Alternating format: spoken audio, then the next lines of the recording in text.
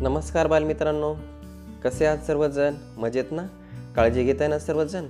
बघा विद्यार्थी मित्रांनो, मराठा विद्या प्रसारक समाज या संस्थेच्या सरचिटणीस आदरणीय निलिमाताई पवार यांच्या प्रेरणेने आणि अभिनव बालविकास मंदिर उत्तमनगर सिडको नाशिक या ज्ञानसंकुलाच्या सन्माननीय मुख्याध्यापिका श्रीमती गायकवाड मॅडम यांच्या मार्गदर्शनाने आपलं ऑनलाईन शिक्षण सुरू आहे. आणि या ऑनलाईन शिक्षणाअंतर्गत मागील तासिकेला आपण इयत्ता तिसरीचा पाठ क्रमांक 14वा इयत्ता तिसरी विषय परिसर अभ्यास याचा पाठ क्रमांक 14वा ज्याचं नाव आहे स्वयंपाकघरात जाऊया या पाठाचा काही भाग अभ्यासलेला होता. आणि या पाठामध्ये आपण बघितलं की अन्नपदार्थ आपल्या स्वयंपाकघरात तयार केले जातात.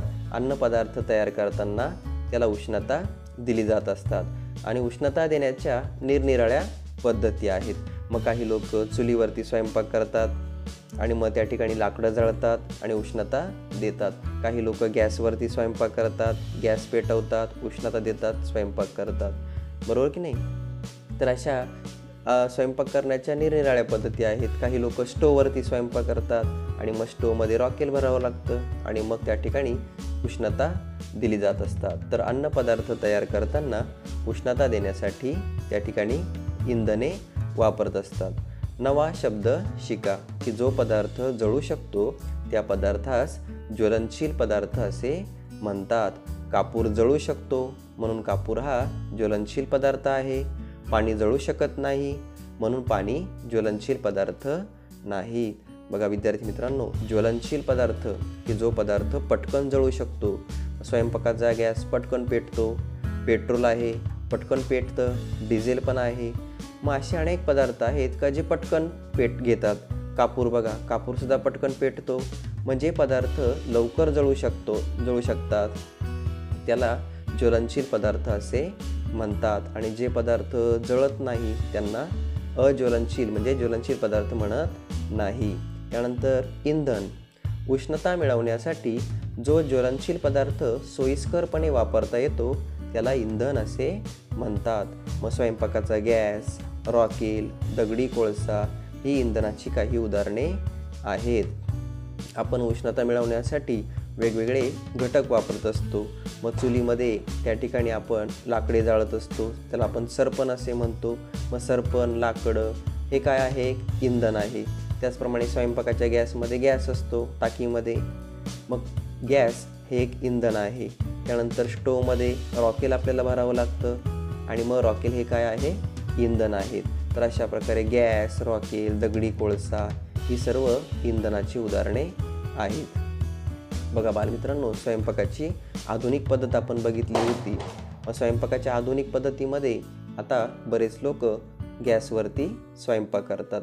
बऱ्याच लोकांच्या घरी गॅस बघायला मिळतो आणि गॅसवर स्वयंपाक करणं अत्यंत सोयीचं असतं. कारण गॅस पटकन पेटवता येतो, गॅस पटकन विझवता येतो. त्याचप्रमाणे कोणताही धूर होत नाही आणि स्वयंपाकही लवकर होत असतो.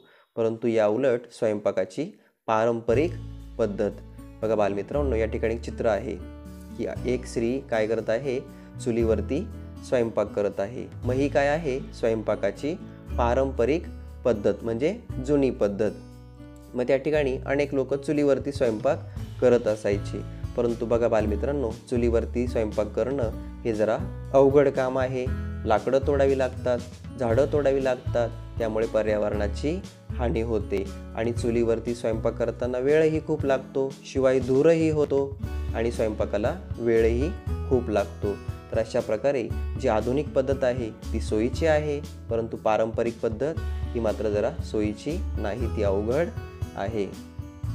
काही लोक बघा ज्यांच्याकडे लाकूड, कोळशांसारखी धूर करणारी इंधने आहेत त्यांनी आपल्या घराला खिडक्या ठेवाव्यात. या ठिकाणी आपल्याला दिसतंय की अनेक लोक अशा प्रकारच्या कोळशावर चालणाऱ्या, लाकडावर चालणाऱ्या शेगड्या वापरतात.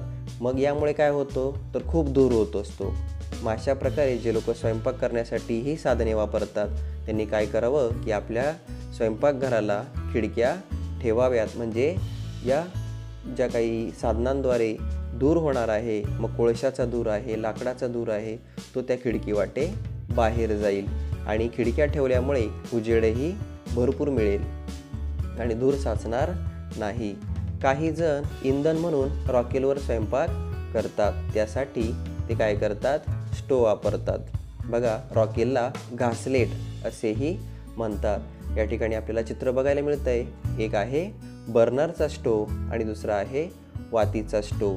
बघा बालमित्रांनो, या दोन्ही स्टोवमध्ये आपल्याला रॉकेल टाकावं लागतं आणि तेव्हा हा स्टोव चालू होतो. तेव्हा आपल्याला पदार्थाला उष्णता देता येत असते आणि रॉकेललाच घासलेट असेही म्हणतात. बघा, बाजारात आता विविध प्रकारच्या विजेच्या शेगड्या मिळतात. या ठिकाणी आपल्याला बघायला मिळत होतं की बाजारामध्ये आपल्याला वेगवेगळ्या शेगड्या मिळत असतात. त्यामध्ये एक आहे विजेवर चालणारी शेगडी. दिसते मुलांना चित्रामध्ये? तर ही आहे विजेवर म्हणजे लाईटवर चालणारी शेगडी. तर याला काय लागत असते? वीज लागत असते आणि मग याच्यावरती सुद्धा आपण स्वयंपाक करू शकतो. तर या शेगड्या वापरणे अत्यंत सोयीस्कर असतं. परंतु ज्यावेळेस वीज असेल त्याच वेळेस या शेगड्या चालणार.